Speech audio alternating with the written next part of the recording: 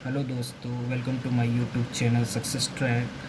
और मैं आपके लिए लेकर आया हूं आगामी सीजीपीएससी व्यापम से संबंधित महत्वपूर्ण परीक्षाओं के लिए राष्ट्रीय अंतर्राष्ट्रीय घटनाक्रम से संबंधित महत्वपूर्ण समसामयिकी। चलिए आइए देखते हैं बहुचर्चित अंतर्राष्ट्रीय समसामयिकी, राष्ट्रीय अंतर्राष्ट्रीय समसामयिकी, जिसमें सबसे पहले miss India world wide 2022। Miss India world wide 2022 का खिताब किसने जीता? मिस इंडिया वर्ल्ड वाइड 2022 का खिताब मिस खुशी पटेल ने जीता, जो भारतीय मूल की ब्रिटिश नागरिक है। मिस इंडिया वर्ल्ड वाइड 2022 का खिताब किसने जीता? खुशी पटेल ने, जो भारतीय मूल की ब्रिटिश नागरिक है, जो बायोमेडिकल छात्रा भी है। ये बहुत ही महत्वपूर्ण समसामयिकी है, क्योंकि मिस इंडिया वर्ल्ड वाइड का खिताब वर्ल्ड वाइड क्षेत्र पे भारतीय मूल को दिया जाता है। दूसरा अति महत्वपूर्ण समसामयिकी जीएसटी परिषद की बैठक कहाँ हुई थी? 47वीं जीएसटी परिषद की बैठक कहाँ हुई? 47वीं जीएसटी परिषद की बैठक चंडीगढ़ में हुई। 47वीं परिषद की बैठक 47वीं कहाँ हुई? जीएसटी परिषद की 47वीं बैठक चंडीगढ़ में हुई। आपको जैसा पता ही है कि जीएसटी एक अप्रत्यक्ष कर है और इसके लिए एक परिषद का गठन किया गया है 279 अनुच्छेद के तहत, जिसकी अध्यक्षता कौन करता है? इसकी अध्यक्षता वित्त मंत्री श्रीमती निर्मला सीतारमण करती है। इसकी अध्यक्षता कौन करते हैं? जिसकी अध्यक्षता श्रीमती निर्मला सीतारमण करती है। जिसमें कौन कौन से राज्य और शामिल होते हैं? इस जीएसटी परिषद में सभी राज्य और यूटी प्रदेश शामिल होते हैं।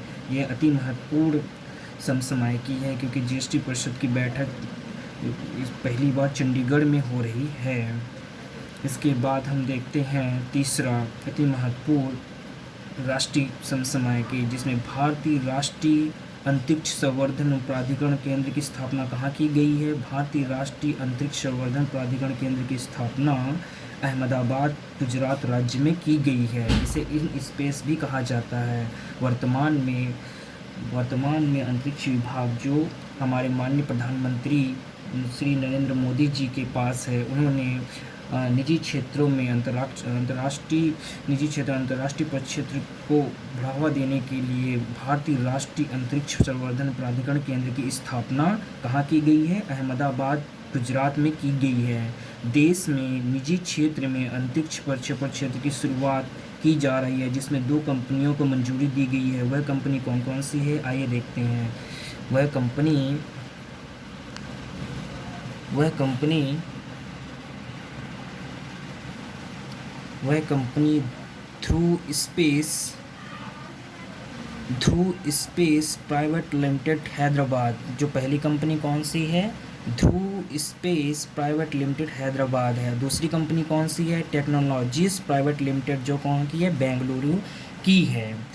तो ध्यान रखिएगा, भारतीय राष्ट्रीय अंतरिक्ष संवर्धन प्राधिकरण की स्थापना कहाँ की गई है? अहमदाबाद में। और यह निजी क्षेत्र के अंतरिक्ष प्रक्षेपण को बढ़ावा देने के लिए इस केंद्र की स्थापना की गई है। चौथा समसामयिकी में देखते हैं कि सीटीबीटी का नया चेयरमैन किसे बनाया गया है? नितिन गुप्ता को। सीटीबीटी का नया चेयरमैन किसे बनाया गया है? नितिन गुप्ता को, जो पूर्व आईआरएस है, इंडियन रेवेन्यू सर्विस के अधिकारी हैं, 1986 बैच के अधिकारी हैं।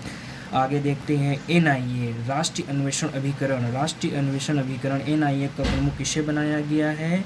दिनकर गुप्ता को। ध्यान रखिएगा, एनआईए राष्ट्रीय अन्वेषण अभिकरण का प्रमुख किसे बनाया गया है? दिनकर गुप्ता को, जो पंजाब के पूर्व डीजीपी थे।